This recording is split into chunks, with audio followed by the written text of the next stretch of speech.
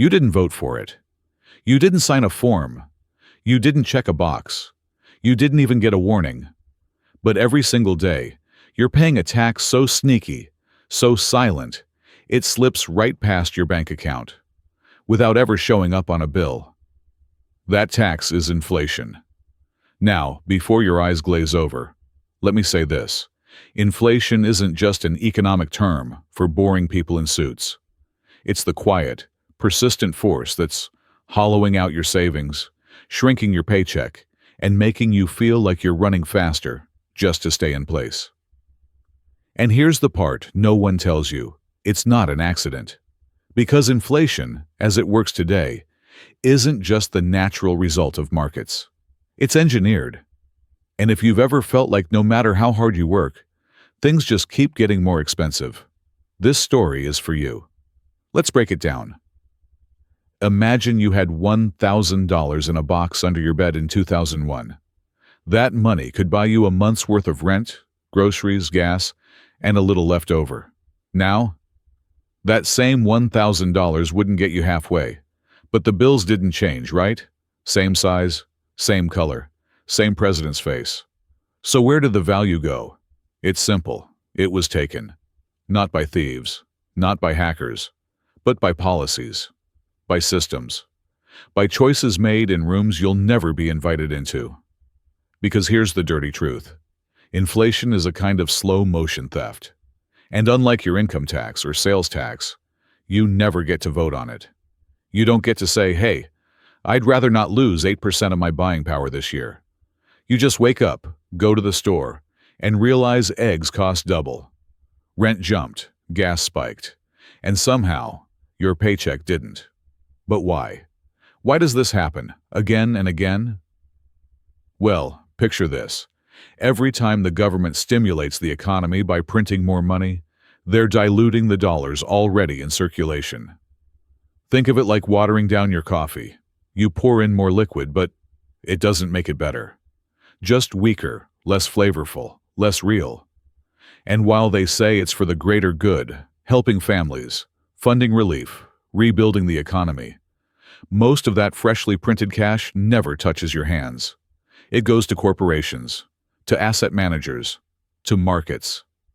And what do? They buy land, stocks, article crypto, commodities. Prices rise, assets balloon. And your little paycheck? It stays put. So while you're working overtime to cover groceries, the folks closest to the money printer are getting richer, off the dilution of your dollars. It's called the Cantillon effect, a term you've probably never heard in school. It means the people who get new money first benefit the most. The ones who get it last, they lose. Guess which group you're in. Here's where it gets darker. Because inflation doesn't hit everyone equally. If you're living paycheck to paycheck, even a 2% price increase can shatter your budget. If you've got millions in assets, inflation inflates you. Your portfolio balloons. Your debt gets cheaper. Your house appreciates like magic. So while mainstream news says inflation's easing or wage growth is strong, you know the truth. You feel it. At the pump. At the pharmacy. On the dinner table. But no one's sending you a receipt labeled inflation tax. It just happens. Quietly. Relentlessly. And when you ask, why does everything cost more? They tell you it's supply chains. It's labor shortages. It's global instability, and sure, those things matter. But they're not the root. The root is this. When they create more dollars, your dollars lose power. And that, my friend, is a tax. A tax you didn't approve. A tax that never makes headlines. A tax that doesn't feel like a tax. Until your money doesn't buy what it used to. So the next time you hear a politician promise free money, or a bank celebrate a liquidity injection, ask yourself, who's paying for it? Because odds are, it's you, just not in the way you'd expect. Have you ever wondered where all that money came from? During the pandemic, when the U.S. government announced trillions of dollars in stimulus, did you stop and ask, wait, where did they get that? They printed it. Not literally, like someone in the basement firing up a press, but digitally. With a few keystrokes, the Federal Reserve injected $4 trillion into the economy between 2020 and 2022. That's not a conspiracy. That's from their own website. But what they don't tell you in the press conference is this. When you inject trillions into the system, you don't just help people. You warp reality. You stretch the value of every dollar already in circulation. And most of that new cash? It didn't go to the people who needed it most. It went to corporations. Let's talk receipts. 2020. Airlines received over $50 billion in bailout funds. What did some of them do next? Lay off workers and buy back their own stocks, boosting executive bonuses. J.P. Morgan, Goldman Sachs, and Citadel quietly expanded their balance sheets with cheap money, while millions were still waiting on $1,200 checks. Meanwhile, everyday Americans were waiting in line at food banks, with the Dow Jones hitting record highs in the background. That's the paradox, isn't it? The stock market soared, while Main Street crumbled. So what really happened? Here's the playbook. 1. Crisis hits. 2. Government prints money. 3. That money flows, first to banks, hedge funds, and massive corporations. 4. Those players buy assets, real estate, stocks, commodities. 5. Prices skyrocket. 6. You're left buying groceries that cost 15% more, and rent that eats half your paycheck. This isn't an accident. It's a system. A system built to preserve the illusion of help while quietly redistributing wealth upward. Ever wonder why billionaires got richer during the pandemic? According to Forbes, American billionaires gained over $1.7 trillion in wealth from March 2020 to late 2021. That's not just a statistic. That's a reality-bending number. A shift of resources so massive, it altered the social landscape. While you were masking up, isolating, and scrolling job listings, someone was buying another mansion, another yacht, another tech startup, with money created out of thin air. And here's where the insult gets added to injury. The same people who benefited from the Fed's money printing now turn around and blame you for inflation. Wages are rising too fast. Consumers are overspending. Too many people want too much. That's the narrative. But let's be real. You didn't cause rent in Miami to jump 40%. You didn't approve billion-dollar bailouts while your local diner closed. You didn't lobby for 0% interest loans for Wall Street. They did. And every time the Fed hits the printer again, every time quantitative easing gets rebranded as emergency liquidity, your dollar shrinks. This is the hidden engine of inflation. It's not just about gas prices or shipping delays. It's about how money is created, how it flows, and who gets it first. Remember the term from earlier? The Cantillon effect. The ones closest to the faucet drink first. The rest of us, we get the trickle, the leftover liquidity, the inflated prices without the inflated income. And what happens when you ask questions? They tell you it's complicated. That economics is too abstract. But is it really? Because if you earned $50,000 last year, and prices rose 8%, you effectively lost $4,000 of buying power. You were taxed, silently, without a vote, without a receipt, without representation. Sound familiar? It should. Because if the Founding Fathers saw what's happening now, they'd be flipping tea into the harbor again. This isn't just bad policy. It's economic gaslighting. And here's the kicker. When the system finally cracks, when markets tremble or collapse, they'll blame greedy consumers or unexpected shocks. Never the printer, never the plan, never the power. But you'll know, because once you've seen the engine behind the illusion, you can't unsee it. So ask yourself, how many times can they hit print before your paycheck becomes wallpaper? And who's really getting bailed out? So you got a raise. Maybe it was a few bucks an hour. Maybe it came in the form of a small bonus or a new job that finally pays you what you're worth. You open the pay stub, Feel the tiny thrill of progress and tell yourself, this is it. I'm finally catching up. But then you go to the grocery store, and your cart looks emptier than usual. You pay the rent, and it's somehow higher than last month again. You fill your gas tank, and suddenly that raise doesn't feel like a win anymore. Here's the uncomfortable truth. Your paycheck is lying to you, not because your employer is cheating you, not because HR made a mistake, but because the dollar you're earning isn't the same dollar you were spending last year. Inflation doesn't just raise prices. It redefines value, quietly, ruthlessly, and without permission. Let's put it in perspective. Between 2021 and 2023, the official inflation rate in the U.S. hovered around 6 to 9% depending on the month. But in real life, food prices spiked 13%. Rent jumped more than 20% in many cities. Used car prices surged by over 40% at one point. If you didn't get a raise that beat those numbers, you're not doing better. You're just losing slower. Wages are playing a game they can't win. The scoreboard keeps changing, and no one tells the players. Because if they did, you might start asking the real questions. Why is everything going up except my quality of life? Why does it feel like I'm working harder than ever just to stay in place? Why do the people at the top keep multiplying their wealth, while I count dollars at the pump? It's because the system isn't designed to reward work. It's designed to reward ownership. Own assets, stocks, property, patents, and inflation becomes your best friend.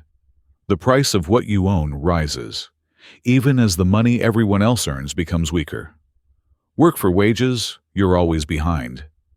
And don't just take my word for it. Between 1979 and 2021, productivity in the U.S. economy rose by over 60%. But hourly compensation for workers, it barely moved. That means you're working faster, longer, smarter, while the rewards are siphoned off elsewhere, to CEOs, to shareholders, to the institutions that collect interest while you collect bills. And every time you hear someone say, people just need to work harder, I want you to remember this. You're not lazy. You're not bad with money. You're playing a rigged game with invisible rules. And the worst part?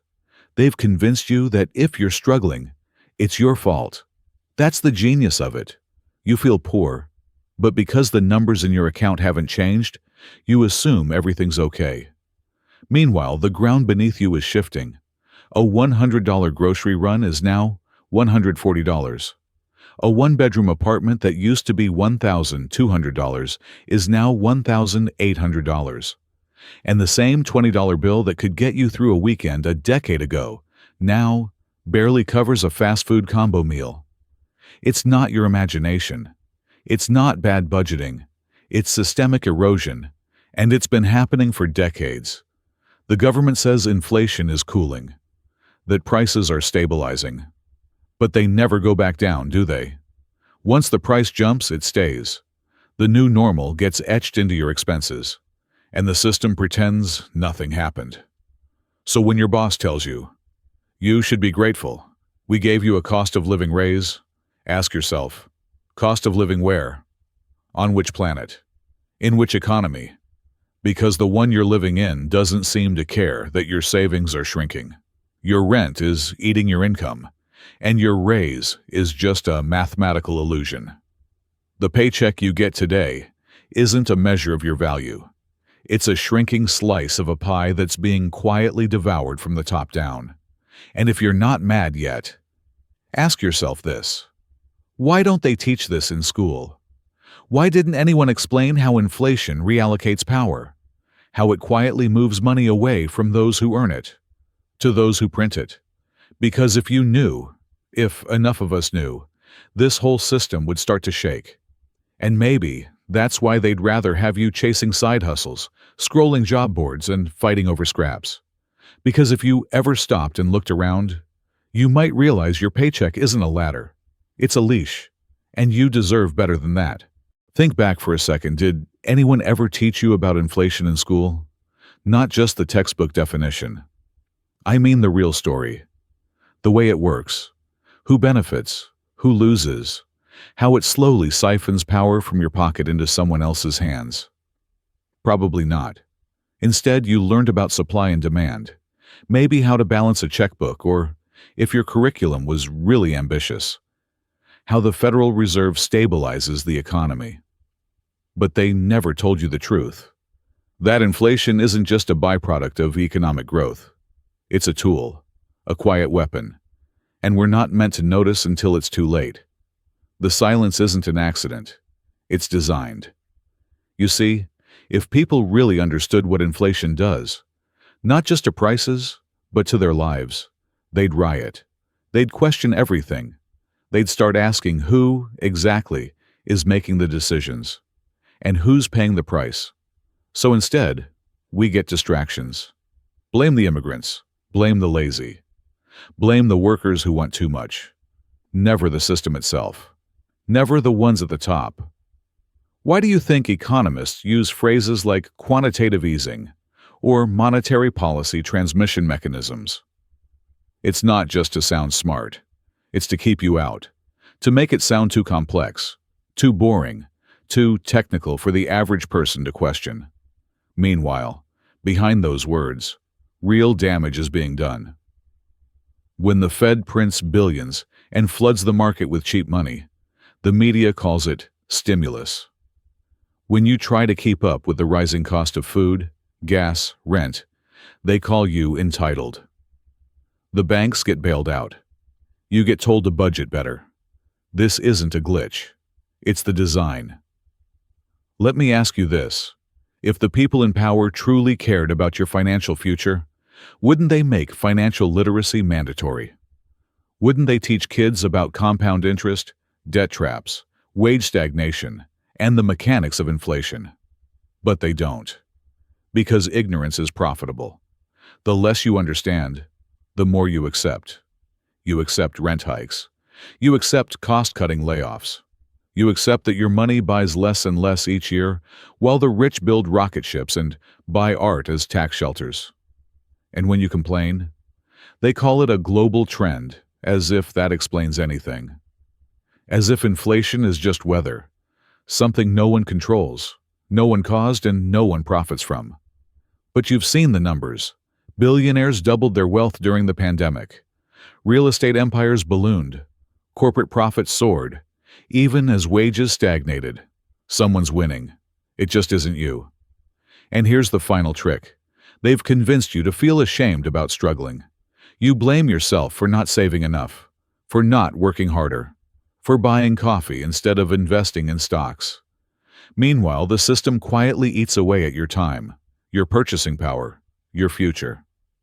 And you stay silent. Because everyone else is silent too. That's the great silence. The collective agreement to never question why we feel poorer every year. To never speak the unspeakable truth. That your wealth, your labor, your time, it's being harvested. Slowly. Systematically. Without permission. And if you're angry right now, you should be. Because the greatest trick inflation ever pulled was convincing you it's your fault. But now you know. You know that inflation is more than economics. It's control. It's the slow bleed that never makes headlines. The quiet theft that never goes to trial. The tax you never voted for, but pay every single day. So the next time you hear someone talk about interest rates or government spending or a hot economy, listen carefully. Watch where the money moves. Follow the benefit. And ask yourself, who's getting rich? And who's getting robbed? Because once you start asking that question, the silence breaks, and that changes everything.